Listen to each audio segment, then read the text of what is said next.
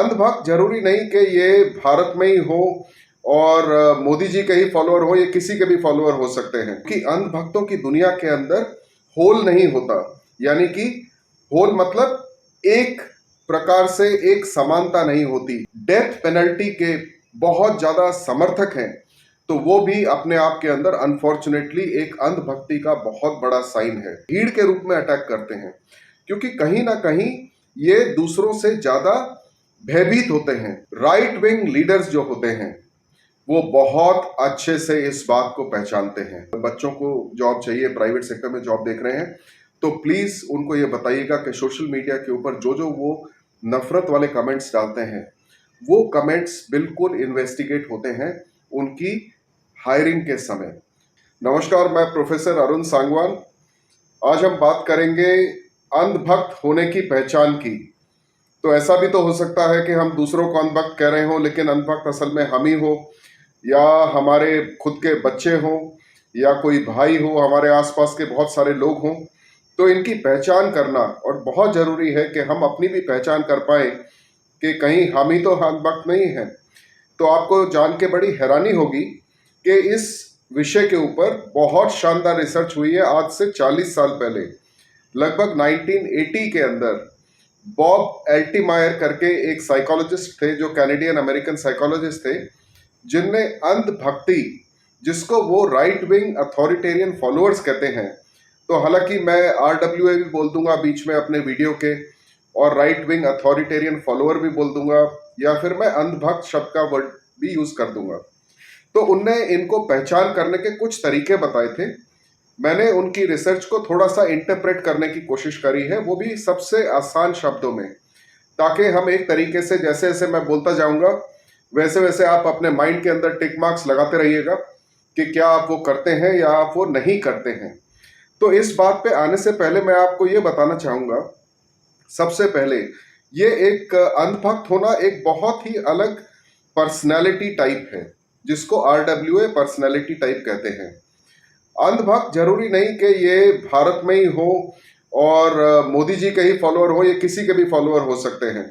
और उसी तरीके से जहां जहां वर्ल्ड के अंदर स्ट्रॉन्ग मैन लीडर्स नजर आते हैं, जैसे ब्राजील में बोल्सोनारो है, टर्की में एर्दोगान है, और जैसे श्रीलंका में राजापक्से था, या फिर रशिया के अंदर प्यूतिन है। तो अगर ये जहां पर भी स्ट्रॉन्ग मैन लीडर्स होंगे तो वहां पे ये ट्रेट बिल्कुल आपको नजर आएगी। तो ऐसा नहीं कि सभी फॉलोअर्स इनके अंधभक्त कैटेगरी के होंगे, ऐसा नहीं है। कुछ बहुत ही लॉजिकल और लिबरल फॉलोअर्स भी होंगे, लेकिन एक जमात होगी जो कि RWA पर्सनालिटी टाइप की पक्का मिलेगी। तो सबसे पहले ये जो फॉलोअर्स हैं, ये फॉलोअर्स की पहली पहचान है कि ये समाज को कभी भी एक होल में नहीं देख पाते, ये पूरे समाज को नहीं देख पाते। जब भी ये किसी को भी देखेंगे तो आप इमेजिन करिए कि जैसे सीढ़ियां, एक सीढ़ी रखी हुई है और सीढ़ी के हर एक स्टेप के ऊपर बहुत सारे लोग बैठे हुए हैं, बहुत सारे लोग बैठे हुए हैं, और वो क्या कर रहे हैं, वो उस सीढ़ी में किसी को नीचे से ऊपर नहीं आने दे रहे और ऊपर वालों को आज़ादी दे रहे हैं। तो हर एक सीढ़ी किस टाइप की हो जाएगी, जैसे कि आपकी कास्ट के बेसिस पे, तो जैसे कास्ट ऊपर से शुरू होकर नीचे तक चली आएगी, या अमीरी ऊपर से शुरू होकर नीचे तक चली आएगी। उसी तरीके से रीजन या रिलीजन, तो कोई रिलीजन ऊपर है, दूसरा रिलीजन नीचे है, कोई और रिलीजन उससे भी नीचे, और कोई सबसे नीचे है, सबसे नीचे दबे कुचले उस टाइप के हैं।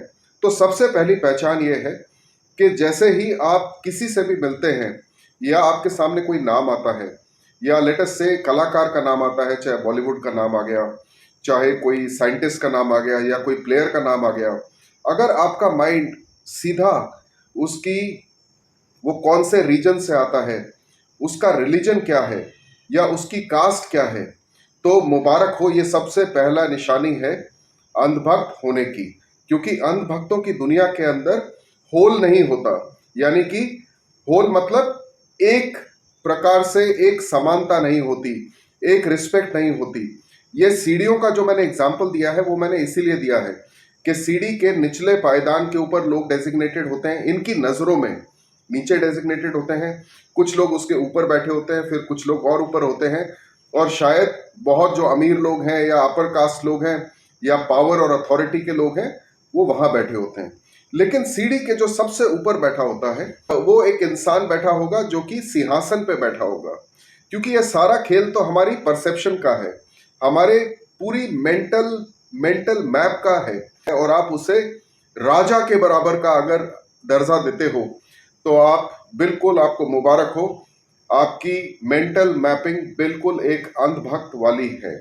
लेकिन अगर इसी के अपोजिट अगर आपको एक फ्लोर नजर आता है जिसपे बहुत सारी कुर्सियां हैं, कुछ लोग एक तरफ मुंह करके बैठे हैं और कुछ दूसरे लोग उनकी तरफ मुंह करके बैठे हैं, आपस में सवाल जवाब हो रहे हैं, तो वो एक डेमोक्रेटिक सेटिंग है। और जहां पे अगर आप बहुत भेदभाव नहीं करके चल रहे कि भाई ये ट्राइबल है या ये हिंदू है या मुस्लिम है या बेसिकली इंसान मान के चल रहे हैं, तो आप एक लिबरल यानी उदारवादी कैटेगरी की मानसिकता के इंसान हैं, वही आपकी पर्सनालिटी है। ऐसी पर्सनालिटीज को इक्वालिटी, लिबर्टी, जस्टिस और फ्रेटर्निटी, जो हमारे संविधान में लिखी हुई है क्वालिटीज, वही क्वालिटीज आपके अंदर क्वालिटीज नेचुरली पाई जाएंगी, और ये आपकी एजुकेशन पे भी बहुत ज्यादा डिपेंड करता है। चलिए वापस आते हैं सीढ़ियों वाले एग्जाम्पल पे। अब ये सीढ़ी तो देखो इमेजिनरी है, लेकिन एक अंधभक्त की नजरों में ये बहुत ही रियल है। तो उसको क्या नजर आएगा उस सीढ़ी के पायदान पे, जैसे सपोजिंग एग्जाम्पल के तौर पे हिंदू बैठे हुए हैं, लेकिन उस सीढ़ी के ऊपर भी वहां पे एक छोटी सी अलग से सीढ़ी होगी जिसके अंदर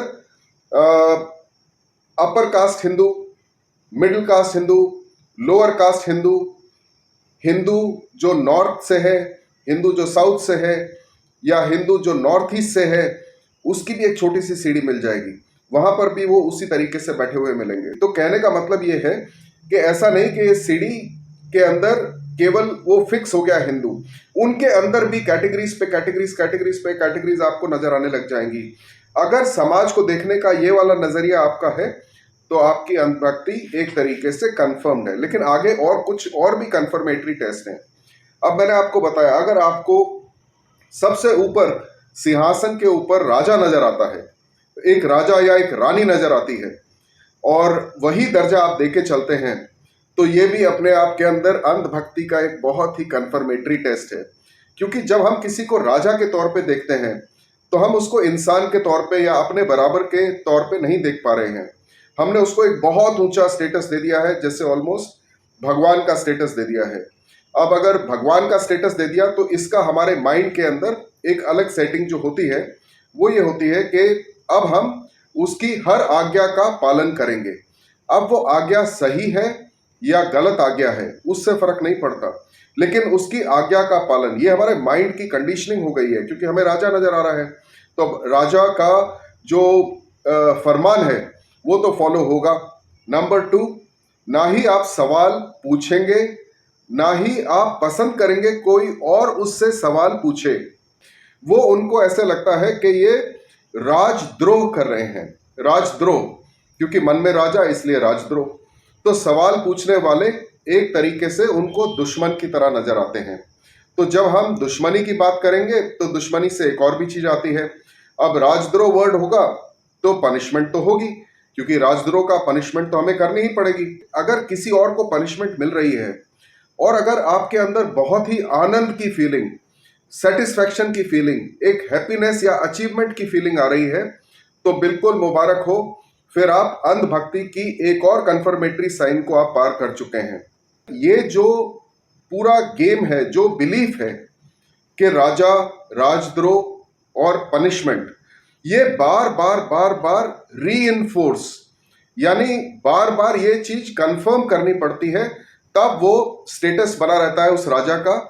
लेकिन अगर वो राजा लिबरल हो जाए या राजा थोड़ी दयाग वाली स्टेटमेंट्स करना शुरू कर दे, तो वो अपने अंधभक्तों की नजर के अंदर एकदम गिर जाता है, क्योंकि उनको ऐसे लगता है कि ये वीक राजा है, ये तो वो राजा है ही नहीं जिसको हमने उस सिंहासन के ऊपर बिठाया था।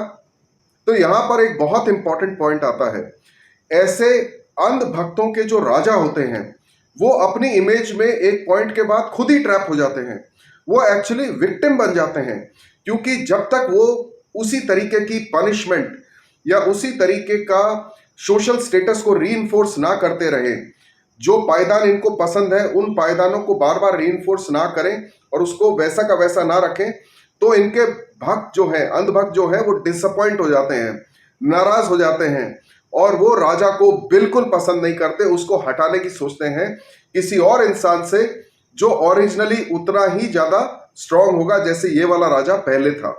अब एक बहुत बड़ा पॉइंट है नंबर 2 पे, उसका नाम है एग्रेसिवनेस। एग्रेसिवनेस यानी आक्रामकता।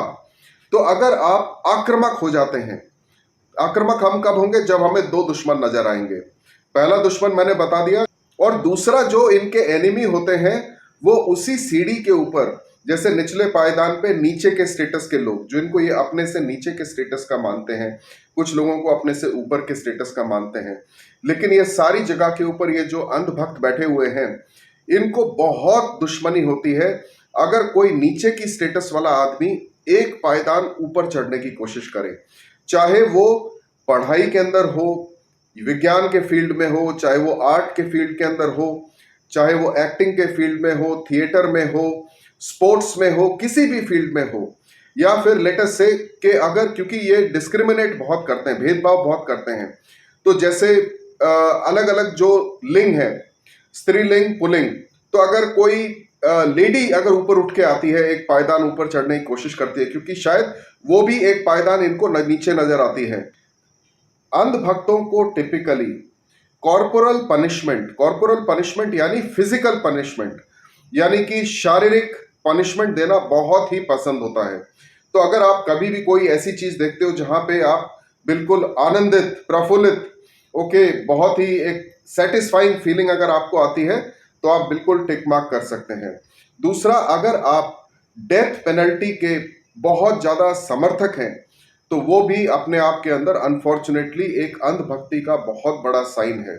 एक बहुत ही विचित्र बात यह है कि आप किसी भी पायदान के ऊपर आप अगर अंधभक्त हो, अगर ऊपर के पायदान वाला इंसान नीचे के पायदान वाले इंसान के साथ अन्याय करे या एग्रेशन करे या कोई किसी भी प्रकार की इनजस्टिस करे, तो उसको एक अंधभक्त बड़े आराम से फॉरगिव कर देता है।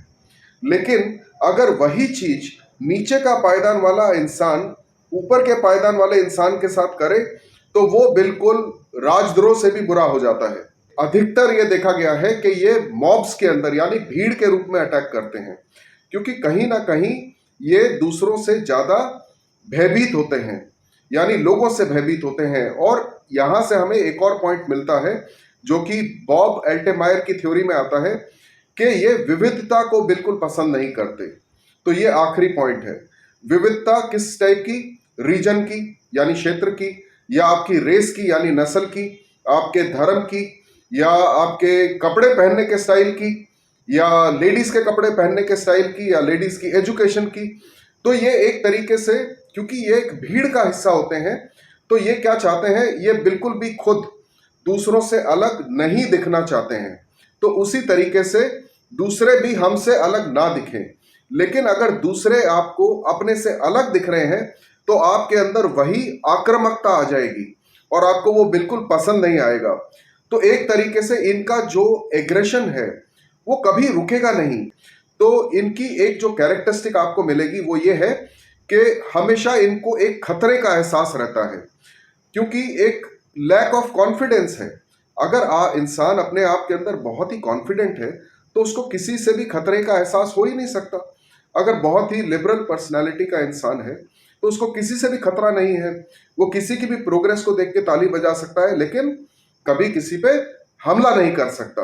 और बिल्कुल आखिरी पॉइंट, राइट विंग लीडर्स जो होते हैं वो बहुत अच्छे से इस बात को पहचानते हैं, इसलिए क्यों वो ये भी जानते हैं कि उनकी सच्ची बात भी ठीक है, और अगर वो कोई झूठी बात भी कह देते हैं, अगर वो कोई झूठी बात भी कह देते हैं या कोई अनसाइंटिफिक बात कह देते हैं जो विज्ञान के बिल्कुल खिलाफ है, उसके प्रिंसिपल के, या किसी भी चीज के खिलाफ है, क्योंकि वो राजा के रूप के अंदर इनके ऊपर वाले सिंहासन के ऊपर हैं, तो उनको पता है कि इनकी जो साइकोलॉजी है उसके अंदर ये कभी भी सवाल जवाब नहीं करेंगे और ना ही दूसरों को करने देंगे। इसलिए आप ये देखेंगे कि वहां पे इनके जो नेता होते हैं वो कुछ भी कह के निकल सकते हैं, उनको एक तरीके से सभी कुछ माफ होता है, चाहे वो अपने ही प्रिंसिपल्स को तोड़ लें तो वो सब कुछ की उनको ब्लैंकेट माफी होती है। कि इससे आसान तरीके से मैं आपको कोई भी टेस्ट नहीं बता सकता था। हालांकि ये टेस्ट बॉब अल्टेमायर का है, आप गूगल पे सर्च भी कर सकते हैं। और ये अंधभक्ति बहुत ही खतरनाक चीज है, क्योंकि देखिए ये एक सच्चाई की बात है कि सरकारी जॉब्स तो बिल्कुल प्लंज हो गई है, बिल्कुल जीरो पे आती चली जा रही है। अब आप ये सोच के देखिए, जो भी इन्फोसिस की हायरिंग है या टीसीएस की हायरिंग है, पूरे टाटा ग्रुप की हायरिंग है, विप्रो की हायरिंग है या हिंदुस्तान लीवर की हायरिंग है, होंडा की है, मारुति सुजुकी की है, ये सब जितनी भी कंपनीज की हायरिंग है उसके अंदर अधिकतर ये क्या करने लगे हैं कि आपकी पर्सनैलिटी का एक टेस्ट लेते हैं। ना केवल ये आपकी पर्सनैलिटी का टेस्ट लेते हैं, हालांकि इसके बारे में मैं अगले वीडियो के अंदर आपको जरूर बताऊंगा कि 16 पीएफ करके पर्सनैलिटी टेस्ट क्या होता है, लेकिन ये पर्सनैलिटी का टेस्ट लेते हैं। और दूसरा मैं आपको यहाँ पे बिल्कुल चौकन्ना करना चाहता हूँ कि अगर आप एक यंग इंसान हैं या आप एक फादर या मदर हैं जिनके बच्चों को जॉब चाहिए, प्राइवेट सेक्टर में जॉब देख रहे हैं, तो प्लीज उनको ये बताइएगा कि सोशल मीडिया के ऊपर जो जो वो नफरत वाले कमेंट्स डालते हैं वो कमेंट्स बिल्कुल इन्वेस्टिगेट होते हैं उनकी हायरिंग के समय।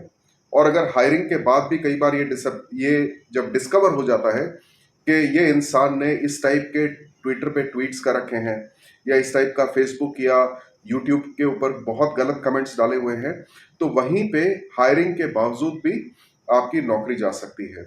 इसी तरीके से मेरा जो हर एक पॉलिटिकल एनालिसिस का कंटेंट है वो आपको हिंद वॉइस पे मिलेगा। और अगर आप मेरे साथ पर्सनली जुड़ना चाहते हैं तो मेरा नाम अरुण सांगवान एक साथ लिख के यूट्यूब पे आप सर्च करिए और वहाँ पे आपको पर्सनालिटी से रिलेटेड और कॉन्फिडेंस से रिलेटेड और चाहे एग्जाम हो, डिस्कशंस हो और जनरल नॉलेज हो और इस टाइप के सभी विषयों के ऊपर मैं बहुत जल्दी लाइव इंटरेक्शन शुरू करूंगा। आप सभी का देखने के लिए धन्यवाद।